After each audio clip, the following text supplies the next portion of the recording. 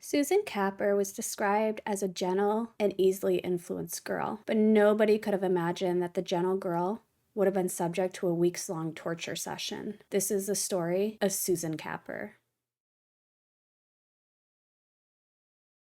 Susan was described as a quiet and friendless girl who clung desperately to the few connections that she had managed to make. Unfortunately, those connections, those friends that she thought she made, were violent and terrible people. Susan was born in the Greater Manchester region of England, and her mother described her as very forgiving. Unfortunately, while growing up, Susan and her sister Michelle never knew their biological father. They had been raised primarily by their mother, Elizabeth Dunbar, and their stepfather, John Kapper. Unfortunately, the couple would split when Susan was only 14 years old. This would be very traumatic for the entire family. Susan and her sister Michelle would alternate between staying with their mother, their stepfather, family friends, or the care of the local authorities. This constant instability would lead Suzanne to the home of Jean Powell. The thing is, Susan had been babysat by Jean Powell since she was about 6 years old. Around the time of her parents' split, Susan would start spending a lot of time at Jean Powell's home. And because of this, her attendance during her final 2 years of high school was described as erratic. The thing is, Jean was a 26-year-old woman living with 3 children in what was described as a dilapidated home. Susan would often babysit Jean's young children for free, and she'd spend the night at their home, often skipping school the next day. It seemed like in only a short time, Suzanne began spending a lot of time with Jean and her friends,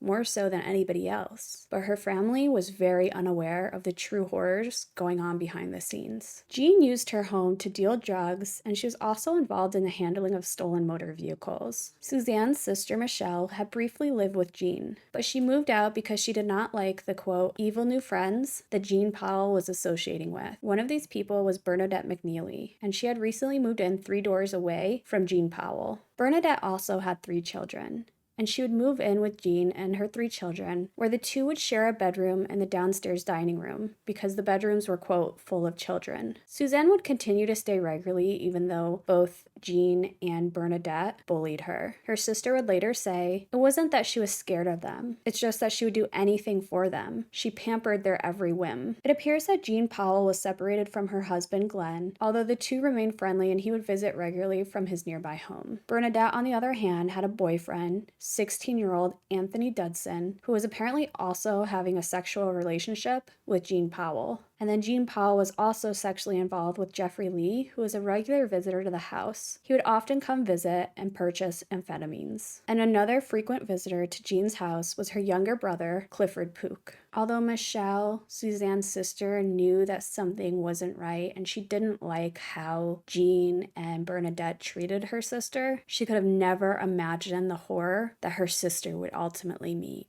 In November of 1992, Anthony Dudson and Bernadette McNeely had contracted pubic lice. They believed that they got this pubic lice from the bed that Suzanne had also used. And Bernadette even believed that Susan had taken a pink duffel coat that belonged to her. And this coat was approximately worth about $60. So Bernadette would instantly jump and tell Anthony that the pubic lice had been from Suzanne. But Anthony believed otherwise, and he would later say, I told Jean Powell I thought I got them from Bernie McNeely. But this didn't stop them from their evil plan. In December of 1992, Susan was lured to Jean Powell's home, where Glenn Powell and Anthony Dudson were already awaiting. She was grabbed as soon as she arrived into the home. She was held down while Glenn Powell shaved her head and her eyebrows, and then made her clean up the hair and place in a bin. He would then place a plastic bag over her head and walked around her while hitting her on the head. She would be kicked by Jean Powell and Bernadette McNeely as she lay curled up on the floor, and both women would take turns beating her with a 3-foot-long wooden instrument and a belt. She was then taken to the bathroom and forced to shave off her own pubic hair as, quote, a ritual humiliation, and this was revenge for giving Anthony and Bernadette pubic lice. Afterwards, Jean Powell would lock the traumatized, quiet, sad girl in a cupboard overnight. The next morning, Susan was taken upstairs and placed in another cupboard. But they would eventually take her to Bernadette's home. Susan had cried and screamed all night long in that cupboard, and they were worried that the 6 children would be disturbed by her cries. They would then tie the 16-year-old girl, who surely at this point was absolutely traumatized. They'd make her lie spread eagle in an upturned bed and would tie her down. Over the next 5 days, Susan was just subject to increasingly violent attacks. And I do want to note that viewer discretion is advised. Over those 5 days, Susan, remember, who's only 16, and she's desperate for love and affection and friendship. She was beaten, she was injected with amphetamines, she was burned with cigarettes. Even more horrifying, the Twisted Gang would put headphones over Susan's ears, and at maximum volume, they would play samples from the movie Child's Play. And if you haven't watched Child's Play or you don't know what it is, they're the Chucky movies. So all Susan would hear on repeat over and over and over again at high volume was, "Hi, I'm Chucky. Wanna play?" Bernadette then would start every single torture session with the phrase, "Chucky's coming to play." And I cannot imagine the immense horror that Susan had been feeling at this point. She's being tortured by people that she loves and respects. I can't imagine having headphones put on your ears as you're tied down and this just awful rave horror music combined with Chucky is spewing into your ears. Just absolutely horrifying. At some point during this week, Clifford Pook, Jean Powell's brother, and Jeffrey Lee came to the house and saw Susanna blindfolded and gagged, tied to the bed. Unfortunately, by this time, Susan had been lying in her own urine and feces for several days, and what they did next was awful. They would place the poor young girl in a bath containing concentrated disinfectants and scrubbed her with a stiff brush sufficient enough to remove skin. And then Clifford Pook would do something incredibly evil. He would take pliers and extract 2 of her front teeth. Of course, he did this because he knew it would make the body harder to identify. So by this point, they knew they were going to kill her. Anthony Dudson would say, "I was stood at the doorway with Jeannie Powell and Bernie McNeely. Cliff took her gag off. He told her to open her mouth.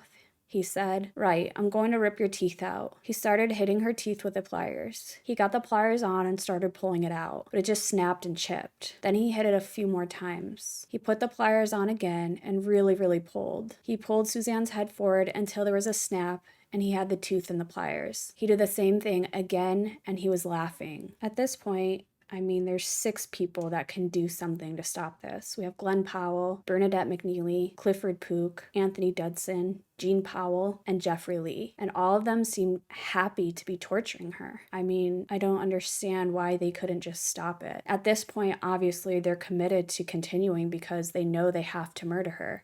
They know they're going to jail. But this was just a little 16-year-old girl who did nothing wrong. She was loving, she was caring, and unfortunately, she forgave far too easily, and they took advantage of that. 18-year-old David Hill was asked to, quote, sit in at the house. And while he was there, he heard Anthony Dudson shouting in the back room. When he asked what was going on, Jeffrey Lee decided to show him Susan Kapper. At this point, David Hill could see evidence of torture, and when he was later left alone with Suzanne, he didn't free her. He would even say during the trial, "She asked me if I could help, but I told her I couldn't. I asked her who she was. She said her name was Suzanne. She asked me if I could untie her. I said I couldn't do anything." When David Hill was asked why he didn't intervene or why he didn't do anything to help her, David would claim that he was too afraid of Jeffrey Lee to intervene. He said, quote, "I thought they would batter me. If I had said anything, they'd all have got me, wouldn't they? I didn't know what to do. I was too shocked to do anything." Part of me believes that David Hill, who was only 18 at the time, probably was scared for his life. But he could have easily left that house and went to the police. He could have dialed 911 and saved this young woman. Even if he was too afraid to free her at that moment, he could have done something. He could have gotten out of there. He could have called the police. It breaks my heart that she had this opportunity, this person who was there who could have helped her. I can't imagine how helpless she was feeling in that moment. Even more horrifying, Jeffrey Lee and Anthony Dudson helped Susan Kapper's sister's fiance repair his car, all while knowing that she was being held and tortured in the house. So Paul Barlow was Michelle's fiance, and he said, "They could have told me there and then. The door would have been kicked down, and I would have gotten Suzanne out. I did not think they were capable of such savagery. Now all I want is 10 minutes with them in a back room." The brazenness and the audacity to be helping Michelle's fiance Paul while her sister is tied up and tortured and is in pain. What kind of animals would do something like that? Talk about compartmentalizing. They had this ability to just go on with their everyday lives, knowing that they have this poor little girl tied up and they have been torturing her for days on days, and they could just face people and just live a completely normal life. It's just sickening on so many levels. Eventually, the attackers would hear that Suzanne's family was going to report her as a missing person, and so they agreed that they had to get rid of her. So in the early hours of December 14th, 1992, Suzanne was forced into the boot of a stolen car and driven 15 miles to a narrow lane on the outskirts of town. In the car was Bernadette, Jean, and Anthony. It was later said that Bernadette was giggling as they made the journey. When they finally got to their destination, Susan Kapper was pushed down an embankment and into a patch of plants where Bernadette poured gas over the young girl, and then she would try to light her on fire. Fortunately, Bernadette was having difficulty lighting the gas, but then Glenn Powell and Anthony Dudson would step in, and they would make multiple attempts at trying to light her body on fire before succeeding. That's when Bernadette began to sing "Burn, Baby, Burn" over and over and over again. Once they believed that Suzanne was dead, the four would return to Jean Powell's house. They would stop along the way to buy some drinks. And when they arrived, Jeffrey Lee and Jean Powell's brother, Clifford Pook, were waiting. The thing is, Suzanne wasn't dead. She had managed to scramble up the embankment and stagger along the lane for approximately a quarter of a mile, although she had been extensively burnt. She was found by people on their way to work.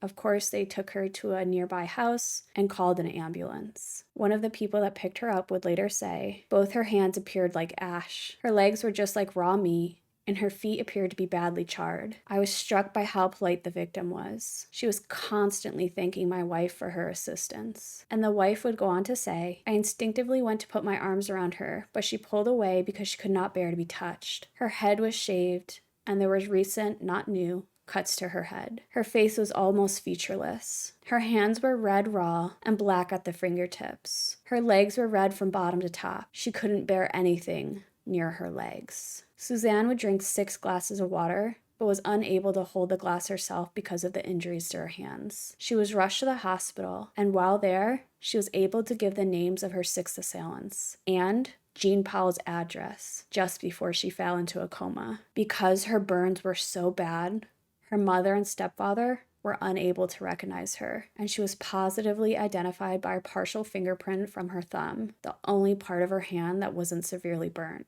Unfortunately, she would die without regaining consciousness. It was reported that Jean Powell and Bernadette McNeely laughed and joked with each other when they were arrested, but all 6 would deny involvement. That's until, under questioning, Anthony Dudson, who had been urged by his father to tell the truth, began to talk. So one of the cops on the case, when listening to Anthony Dudson's statement, would go on to say, as the story began to unfold, we just couldn't believe it.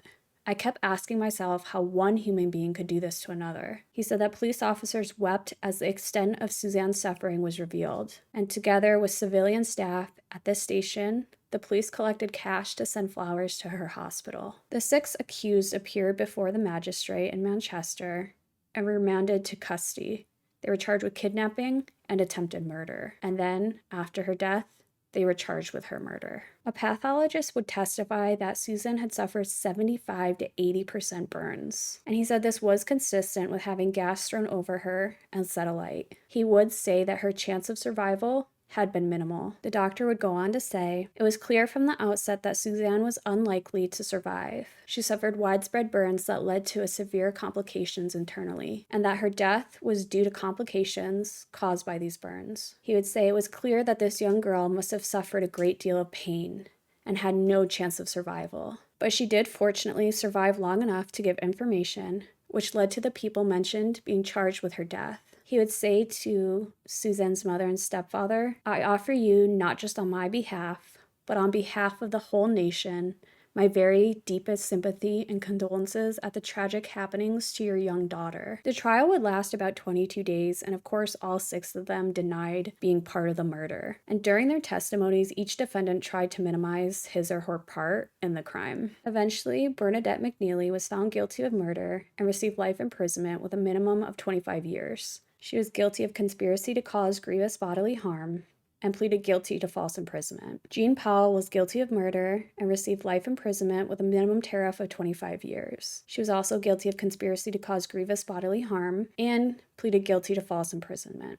Glenn Powell was guilty of murder and received life imprisonment with a minimum tariff of 25 years. He was guilty of conspiracy to cause grievous bodily harm and guilty of false imprisonment. Jeffrey Lee pleaded guilty to false imprisonment. He was acquitted of murder and was acquitted of conspiracy to cause grievous bodily harm. Anthony Dudson was guilty of murder, and he was detained indefinitely with a minimum tariff of 18 years. He was guilty of conspiracy to cause grievous bodily harm and pleaded guilty to false imprisonment. And finally, Clifford Pook pleaded guilty to conspiracy to cause grievous bodily harm. He pleaded guilty to false imprisonment, and he was acquitted of murder. The detective that worked the case after sentencing would go on to say, psychological reports say that these are absolutely sane individuals. It's frightening that they are such ordinary people. There's nothing special about any of them. Now, you would think the story ends here, that these insufferable people would spend the rest of their lives in prison. But unfortunately, that's not what happened. Jeffrey Lee would appeal his sentence, and it was reduced from 12 years to 9. And then Anthony Dudson's minimum tariff was cut from 18 years to 16.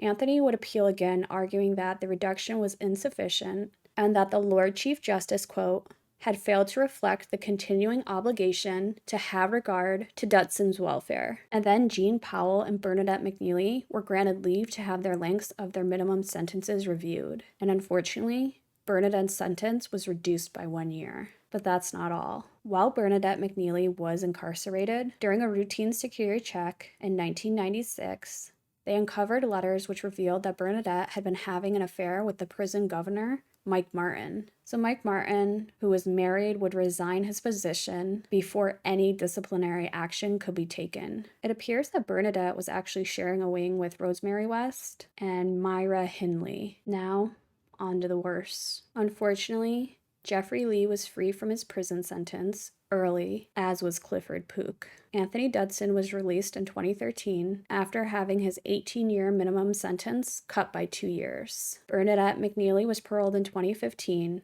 after having her 25-year minimum cut by 1 year, and she was described as, quote, a model prisoner. Jean Powell was released in 2017, and Glenn Powell was released in May of 2023. Quite frankly, it's utterly shocking that 6 people committed this gruesome act, and all of them are walking the street today. This little girl, she was 16-year-old, she was naive, she was trusting, she was loving, she just wanted friends, she wanted a family, was tortured, just absolutely tortured, and the most horrifying ways. She was lit on fire. She had to crawl to the road to find somebody to help her. And as her body is 80% burned, she's thanking the people who rescued her. She's thanking them and thanking them. And this poor girl is a victim who just never had kindness, who never had love. And she dies, but not before naming her killers. And those killers are free today. They're walking the street. And I don't care what anybody says. They don't deserve it. They deserve to be in prison for life.